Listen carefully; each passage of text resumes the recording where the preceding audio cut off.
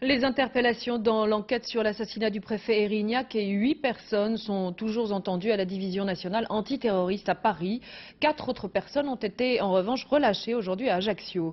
Des auditions centrées autour d'un relevé téléphonique qui aurait révélé la présence de plusieurs nationalistes corses près de l'endroit où l'ancien préfet a été assassiné au moment des faits. Explication Pierre Didier. En 3 jours, les policiers avaient interpellé 13 personnes en Corse du Sud, dans la région de Cargèse et hier, autour d'Ajaccio, vendredi. 8 des interpellés ont été transférés à Paris, où ils sont placés en garde à vue dans les locaux de la division nationale antiterroriste. Seules 4 personnes ont été relâchées, 3 à Ajaccio et une femme à Paris, parente d'un des hommes toujours placés en garde à vue. Sous l'autorité de ce commissaire, Roger Marion, les policiers de l'antiterrorisme s'intéresseraient tout particulièrement à un des hommes interpellés vendredi à son domicile, Alain Ferrandi. De sources policières, il est tenu comme un homme clé du dossier Erignac. Ce nationaliste de 39 ans est notamment interrogé sur son emploi du temps au soir de l'assassinat du préfet. Des relevés d'appels téléphoniques indiqueraient que Ferrandi et d'autres suspects se trouvaient le 6 février 1998 à proximité du lieu de l'assassinat.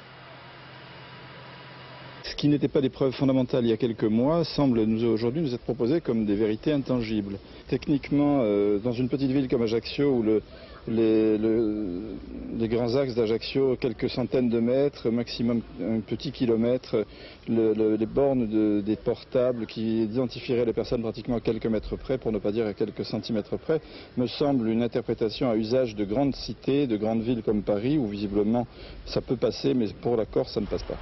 Les enquêteurs soupçonneraient également Ferrandi d'avoir été en contact avec Jean Castella, enseignant bastier mis en examen pour l'attentat de Strasbourg contre l'ENA, les 2 hommes étant présentés par des sources policières comme les chefs d'une dissidence du FLNC Canal Historique.